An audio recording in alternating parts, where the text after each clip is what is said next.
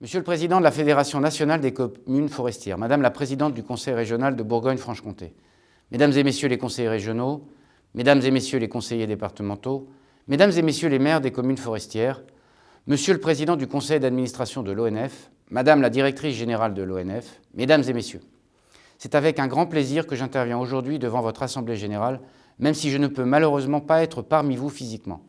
La Fédération nationale des communes forestières de France est un partenaire privilégié dans la filière forêt-bois. Avec l'État, elle représente les propriétaires des forêts publiques, soit un quart de la forêt française.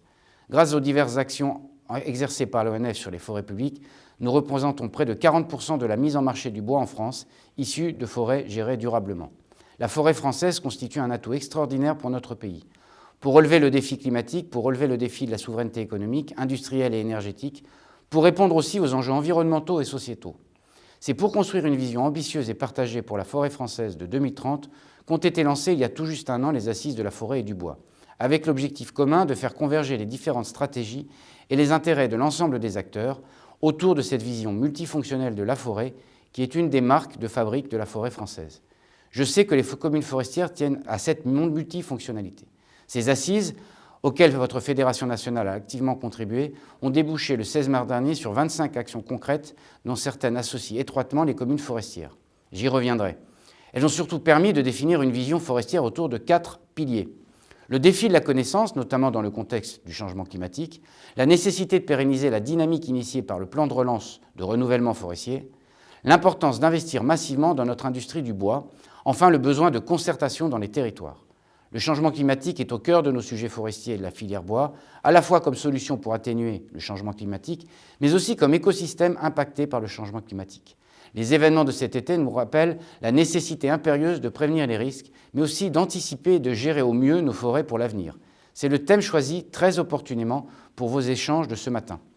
Le Président de la République a fait part, lors de son déplacement en Gironde, en juillet, de son souhait de renforcer la politique de défense des forêts contre les incendies. L'extension du risque incendie est une réalité qu'il convient d'objectiver et de traiter avec méthode. Le rôle des élus forestiers que vous êtes et de l'ONF à vos côtés est et sera majeur dans la prévention de ces incendies. Je pense naturellement au respect des obligations légales de débroussaillement, à votre participation à la création et à l'entretien des équipements de lutte contre les feux, les pistes, les citernes, les zones d'appui aux pompiers, ou encore le financement des services départementaux d'incendie et de secours. C'est enfin vous qui vous retrouverez en première ligne quand il faut organiser l'accueil des populations déplacées ou évacuées. Je tiens donc à vous remercier pour votre forte implication dans les travaux que nous avons engagés sur ce sujet. Vos demandes sont bien identifiées et vous continuerez à être associés à nos réflexions pour améliorer la prévention des incendies. Je peux d'ores et déjà vous confirmer plusieurs orientations qui trouveront leur traduction dans le projet de loi de finances actuellement en discussion au Parlement. Comme vous le savez, l'ONF remplit une mission d'intérêt général au service de la DFCI. Le projet de budget 2023 que le gouvernement présente actuellement aux parlementaires propose le renforcement du financement de cette MIG en 2023. Cet effort devra être poursuivi au-delà de 2023 pour couvrir l'évolution du risque sur le territoire national. De même, le gouvernement a annoncé la suspension du schéma d'emploi de façon à permettre à l'ONF de faire face à l'ensemble des défis qu'il doit désormais relever. Plus globalement, dans ce contexte de changement climatique, il est important de poursuivre la dynamique de reconstitution et de renouvellement des forêts engagée grâce au plan de relance. Je sais que vous pouvez compter sur l'ONF pour vous accompagner dans l'identification des forêts vulnérables et dans le choix des itinéraires sylvicoles résilients. Le plan de relance est une grande réussite. Plus de 930 dossiers ont été déposés par les communes forestières, représentant plus de 4 300 hectares et 24 millions de financements d'État. C'est inédit. La mesure se poursuit sur 2022 et le relais sera pris en 2023 grâce à France 2030 et la pérennisation des financements est prévue à partir de 2024. C'est un des engagements majeurs de les Assises de la forêt et du bois. Comme je l'évoquais dans mon introduction, vous contribuez au développement économique des territoires, notamment au travers des décisions que vous prenez au service de la filière forêt-bois. La contractualisation des ventes de bois est un des leviers dans une logique gagnant-gagnant pour les propriétaires forestiers et pour les entreprises de transformation du pays.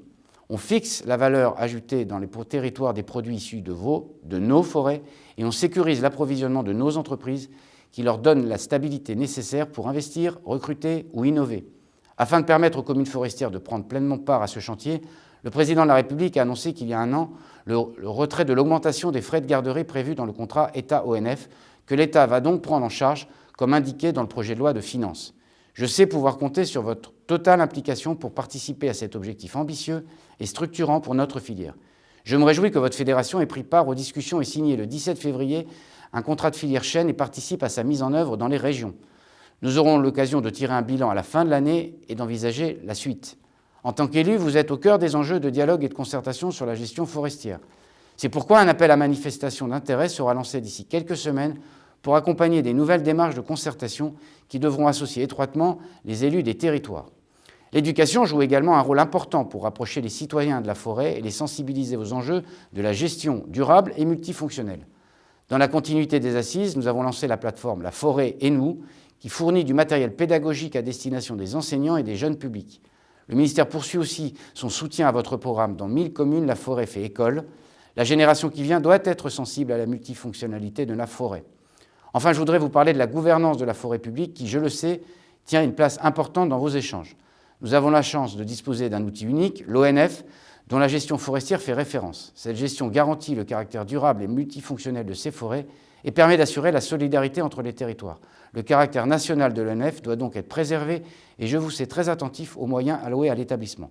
Comme je l'ai dit, le gouvernement a aussi à cœur de renforcer les moyens de l'ONF. Ce renforcement doit permettre de préserver le maillage territorial de l'ONF, inscrit au contrat État-ONF, et de répondre aux enjeux liés à la prévention des risques contre les incendies et à la dynamique de renouvellement forestier nécessaire face au changement climatique, ainsi qu'aux nécessités de développement de la contractualisation des ventes de bois. Dans ce contexte, je me réjouis de la signature prochaine de la convention FN-COFOR et ONF dans la continuité du contrat État-ONF et dont elle traduit de nombreux objectifs.